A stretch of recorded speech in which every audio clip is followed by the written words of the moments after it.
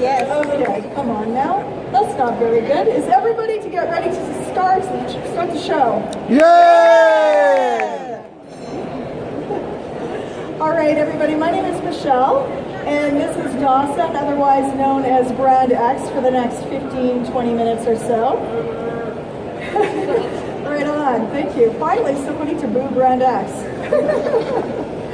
And we're here today to do just a really fun, quick little demonstration as to what truly goes into a bag of pet food. So similar to a cooking show, we're going to show you cup by cup, ingredient by ingredient, what really goes into making a 13-pound bag of Origin Original versus a 13-pound bag of Brand X. So what is Brand X? Brand X is a grain-free food that is typically sold at pet specialty. So hopefully throughout the presentation you're going to learn a little bit about the ingredients and what make them different. And even though Origin is in fact a biologically appropriate grain-free food, it's anything but a typical grain-free food. And so hopefully you'll see the differences by the end of the presentation. All right, so I think we're ready to get started. But really quick before we get started, why are we doing this and why should this matter to you? Well, the reason why this is important to you is because of your role as a pet specialist. So your work as a pet specialist is to educate and recommend to your customers. And that's the reason why they're shopping with your stores, is because of your expertise. And so what we're hoping to do is, by giving you this demonstration, we'll give you a few tips and help you educate your customers so they can make the best choices for their dog and for their cat. All right, so let's begin. We're going to get started. We're going to start mixing up our ingredients in our mixing bowl here. If I take a look at my recipe card here, my very first ingredient, it says I need 8 cups of deboned chicken. So I'm going to go ahead and add that to my mixing bowl.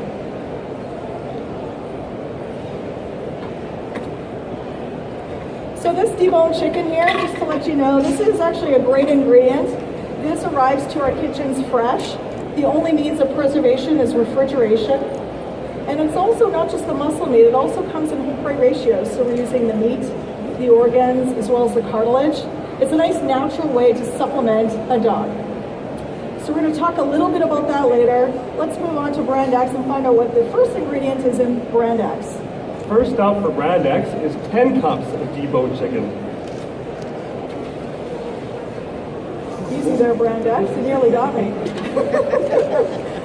Okay, so my first ingredient was deboned chicken, and Dawson's first ingredient was deboned chicken.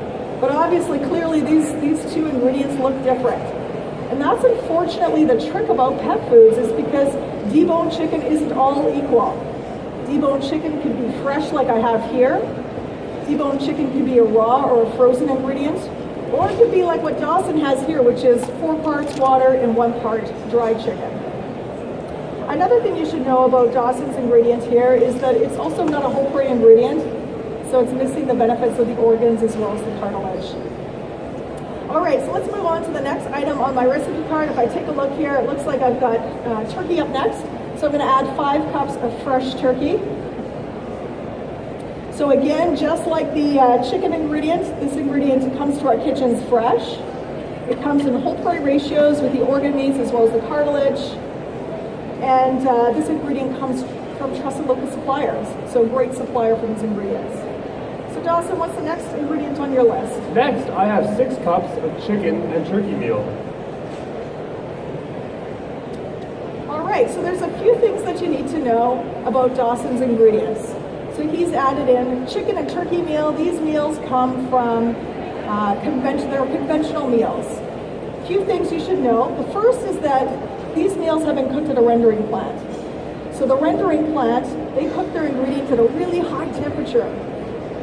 And then that ingredient goes to Brand X, and Brand X, he's going to cook it again to make it into pet food. So how many times do you cook your chicken? Do you cook it once or twice?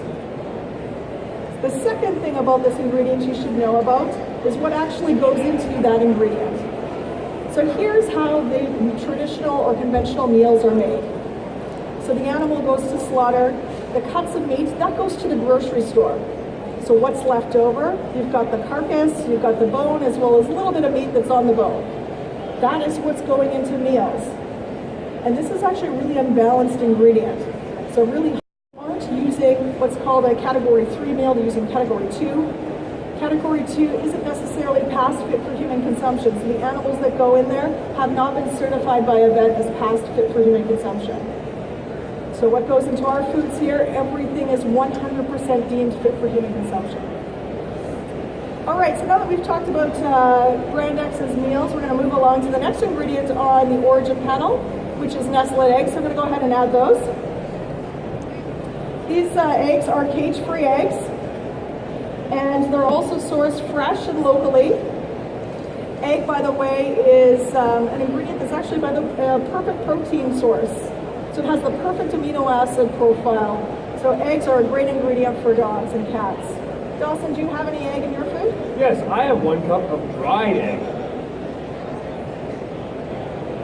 Okay, so obviously you can see that our eggs look a little bit differently. So ours are fresh, and what Dawson has added here is dry. And again, that's typical as to what is found in most pet foods today. So a dried ingredient is highly processed. And the second thing you should know about this dry ingredient, it's purchased through a broker. So meaning that you never really know where that ingredient is coming from. So now that we've got our eggs in, I'm going to move along to the next thing on my ingredient panel here is I've got a few fish to add, so really incredible fish. The first one I'm going to start off with is whole Atlantic mackerel. So our saltwater fish, it comes from a company called Norpel Fisheries. They're based out of New England, and they fish for us and supply our fish as whole fish, saltwater fish, sustainably fished, so really incredible ingredients. Dawson, do you have any more meat to add to your foods? No, Michelle, I'm all out of meat on my side. Okay. All right. Well, lucky for me, I've got a few more things to add. So again, I've got 2 more fish to add, so I'm going to move on and add in my herring. So herring happens to be a fish that's a little bit darker in meat color. And the beauty of herring is that it's nice and rich in omega-3. So great source of a bioavailable source of omega-3. Dawson, are you sure you don't have any more meat or any more fish you want to add to your food? No, no more meat. Okay. So I'll move along then and add my final fish, which is wild-caught whole flounder. So again, I just want to make an exclamation point on the whole piece because this is something that makes Champion Pet Foods unique. We're the only company that I know of that is actually using the whole fish. So again, what is typically going into pet foods is the head, the tail, and the rack. So oftentimes when pet lovers are going into stores or looking to purchase a bag of food, they see a rotisserie chicken on the bag or they see a fillet of salmon, and this is what they have in their heads as to what is in the food. That's not what's in the food. So if you want to know what that looks like, we have that on display on our fresh regional ingredient table. Okay, so now that I've added in all of my fresh ingredients, I've got my fish in here from Norpel Fisheries. I'm going to move along to my next meat-based ingredient, which is render-free dehydrated chicken, turkey, as well as mackerel. So I'm going to go ahead and add that.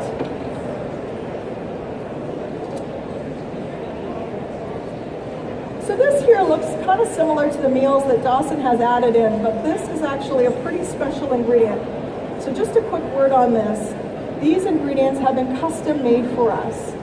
So they're dehydrated ingredients, low temperature dehydration, so 200 degrees Fahrenheit. And this also is whole prey as well too. So again, custom made for us to ensure a nice balanced dry ingredient. And the beauty of this ingredient is that we can achieve higher protein levels that fresh meats alone can't achieve. So Dawson, what's next on your list? Well, that's a lot more protein and that's a lot more meat than we have over here at Brand X. I'm going to add something to my kibble in order to boost the protein levels. Therefore, I want to add 4 cups of pea protein. From the meat. So now that we've got all of our protein ingredients in here, we've got all of our meat in here, what's next? Well, we're making a kibble. And what keeps a kibble together is carbohydrate or starch. It's the binder that keeps the kibble together. Here's the challenge though, dogs and cats actually don't require any carbohydrate at all. So a perfect diet is very low in carbohydrate or no carbohydrate. But we're making a dry food, so we have to have some carbohydrate. So Dawson, what do you have? I have some peas. And I also have to add some starch to keep my kibble together. Here I'm adding tapioca starch, sweet potato starch, and potato. Okay. So, okay.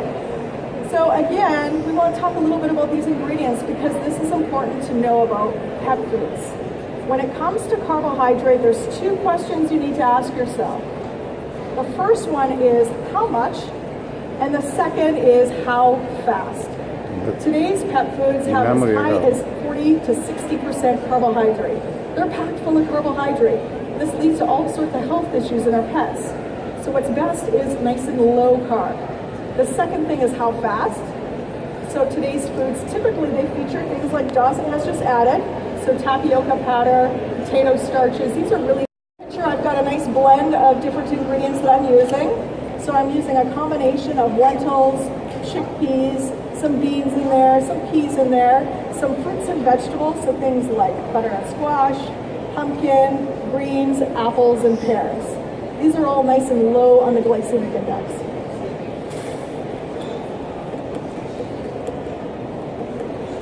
Come on now. Okay.